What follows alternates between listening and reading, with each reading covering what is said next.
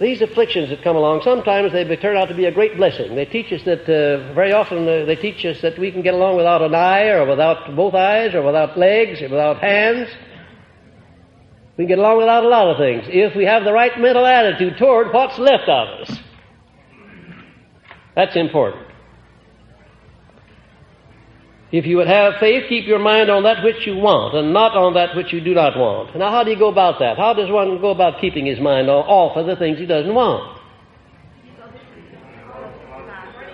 Look up that word transmute and see what it means. Look it up in the dictionary. You know in a general way, but look it up just because it'll be more impressive in your subconscious mind. The way you keep your mind off of things you don't want is to transfer your mind over to things you do want and start talking about them. Start giving thanks for already possessing them. It sounds perfectly silly to anybody who doesn't know what you're doing. It won't sound silly to you because you know what you're doing. You're talking to your subconscious mind. You're re-educating yourself. You're keeping your mind fixed on things you want and off of the things you don't want. And in order to do that, you have to keep talking. You have to keep thinking. You can't talk without thinking. Well, some people can, but most of them can't. Keep on talking about things you want. And if you ever feel blue or discouraged or lacking in courage, I'll tell you a good remedy for it. May I? Yes. Sit down and take a tablet and start numbering. Number 1, the thing that you want most in life. Number 2, the thing that you want next most. Number 3, the thing you want next most. And when it gets down to the kind of a house you live, describe the lot that you want it on, whether you want it on a lot of acreage, on top of the hill, or down below the road, or above the road, how many rooms you want that house to have, how you want each room furnished. Why, you have a grand time furnishing those rooms. Well, that'll be it'll be better than window shopping.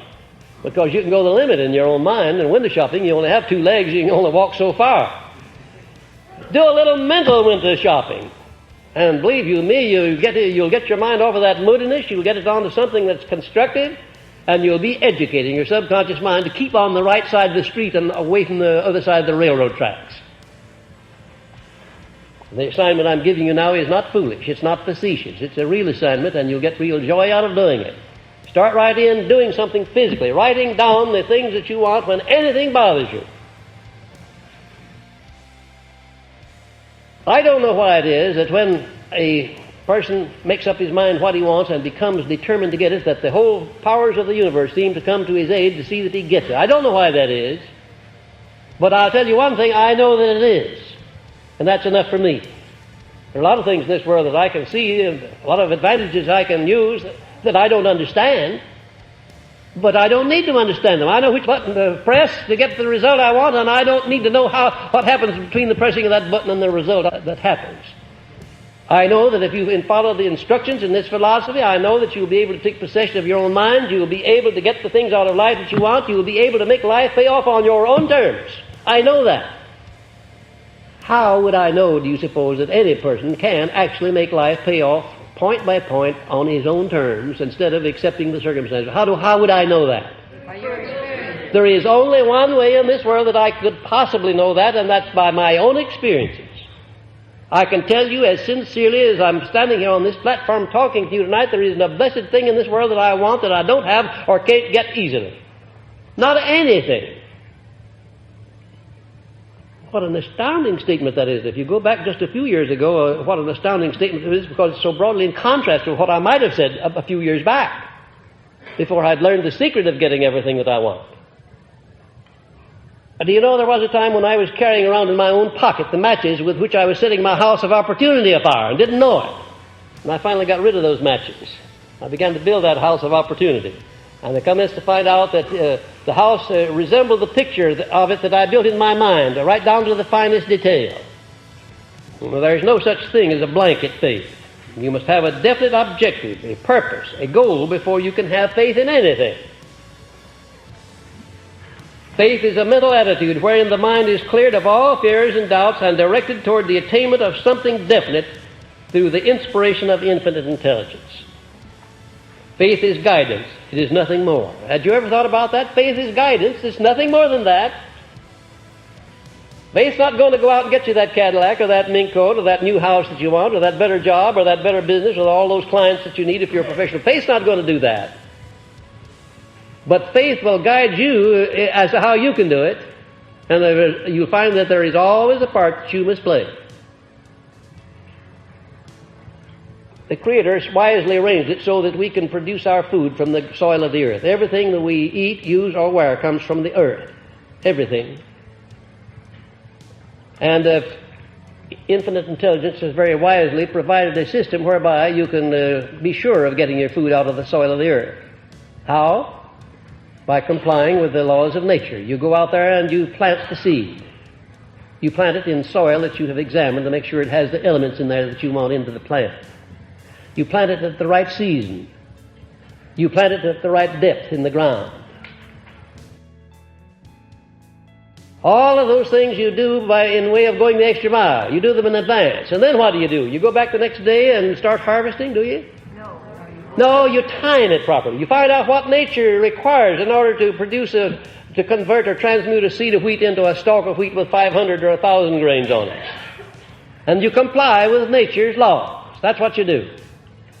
And it's the same thing identically in connection with this subject of faith in anything else. You expect guidance. You do your part. You have to do your part. You always will find that there's a part that you must do in connection with any example of a demonstration of faith. Faith will do nothing for you if you expect everything to be done for you outside of yourself. It's guidance. If you expect to get the answer, there you'll have it. And faith probably, now notice that word probably down there. Why do you think I say faith probably works through the subconscious section of the mind? I'll tell you why I put it there, because nobody knows definitely whether it does or not. It's a theory, and for want of a better theory, I'm using it. It appears to work through the subconscious section of the mind, the subconscious acting as the gateway between the conscious section of the mind and infinite intelligence. My mental picture of what happens when you pray properly is that you first condition your mind, you know what it is you want, and then you transfer over to your subconscious mind a clear picture. That subconscious is the intermediary or the gatekeeper between you and infinite intelligence. It's the only one that can turn on the power of infinite intelligence for you. It's the only way you can reach into infinite intelligence in my book of rules. And if that isn't correct, as far as I'm concerned, it might as well be correct, because that's the way I get it to work.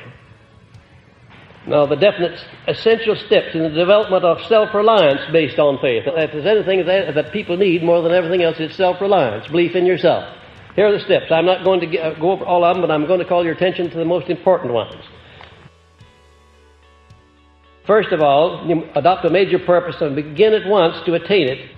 That's the first step in building self-confidence. You know, when you know what you want and you start in getting it, you have a measure of self-reliance. You're demonstrating a measure of self-reliance, because if you didn't believe in yourself, you wouldn't even begin, would you? The very fact that you start, even though you're a long way from attaining the thing you're going after, shows that you have a measure or a degree of self-reliance. And the more you pursue that idea, the stronger that belief will be. And next, associate as many as possible of the 9 basic motives with the object of the definite major purpose. In other words, have yourself inspired by as many as possible of those 9 basic motives when you go after anything. You know, you've had this experience. You wanted something very badly, and in order to get to something that you wanted very badly, a material something, it meant extra money that you couldn't lay your hands on. You didn't have it in the bank, you weren't earning it. What do you do in a case of that kind? Borrow? Well, a lot of people do. There's always something else, too, that you can do that's more important than borrowing. Why, you begin to connive and work out some sort of a scheme to earn some more money, don't you? That's what you do. My little son Blair, when he's about 6 or 7 years old, wanted a nice an electrical train. It cost $50. And it was more than we felt we could give him at that time, because we'd had to give the other 2 children $50 gifts too. And I told Blair that. He said, "Oh, I didn't ask you to buy me anything." I said, "Well, that's different. Fine." He said, "I just wanted your approval to buy the train." And he made out the order. Lionel train, $50.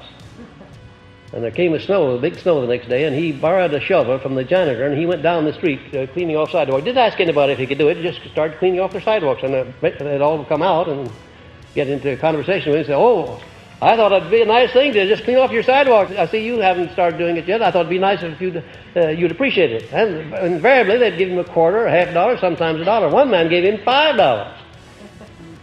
And before the end of the month, long before the end of the month, he had his $50 and $10 more that he'd earned himself.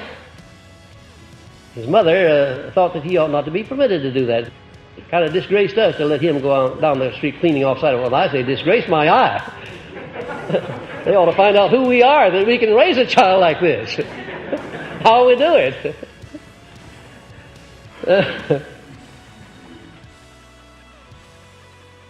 Motive. And write out a list of all the advantages of your definite major purpose and call these into your mind many times daily, thereby making your mind success conscious. Did you know that in order to be healthy, you have to be health conscious? Did you know that? No matter what other precautions you take, if your mental attitude is not health conscious, if you're not thinking in terms of health, if you're not expecting that you're going to be healthy, you're not going to be, no matter what else you do. And it's the same thing with reference to success. If you accept any kind of a fear complex or an inferiority complex, if you don't expect success of yourself and develop a success expectation or consciousness, you're not going to be a success. You just have to do that. If your major purpose is to achieve some material thing or money, see yourself already in possession of it when you call it into your consciousness. This is of vital importance, because there, again, is coming into play your power of faith. And if your faith isn't great enough that you can see the thing already in your possession even before you start to get it, then you are not making use of applied faith. And associate with people who are in sympathy with you and your major purpose, and lead them to encourage you in every way possible. This has reference only to close friends or members of your mastermind alliance. Don't disclose your aims and purposes to people who are not absolutely dependable, loyal, and close to you. Especially loyal. Because it's surprising how sometimes people to whom you disclose your ideas, if they're good ideas, they go around the corner and beat you to the draw, and they're using your ideas before you use them. Or they're saying something to discourage you.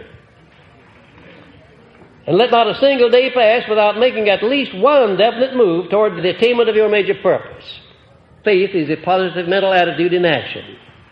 And your mental attitude is reflected in every word you speak, and it speaks louder than your words. Your mental attitude is the sum total of your thoughts at a given time.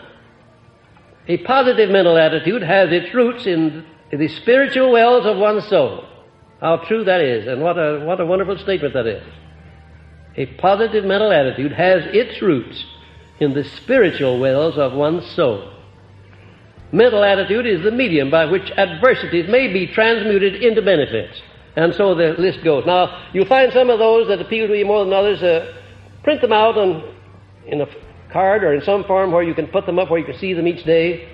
Make them your own. Surround yourself with suggestions. Everywhere you look, you'll see something that suggests a positive mental attitude. You'll notice when you go into the office of a successful person or into the home of a successful person, if you can find his den, or the place where he himself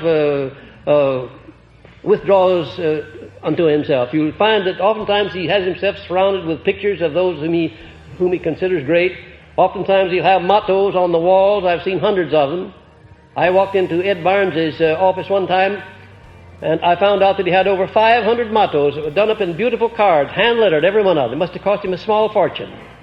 I walked into my friend Jennings Randolph's office when he was in Congress in Washington, and I found he had all of the walls of his congressional office covered with the pictures of men whom he considered great. He did that to live in the environment of the great, in the environment of things that kept his mind positive. Start in where you are, in your home, in your business, in your office, wherever you stay the most. Maybe it's in your bedroom. You certainly sleep every night. Start in there to put up something that'll give you a positive thought just before you go to bed. And it'll remind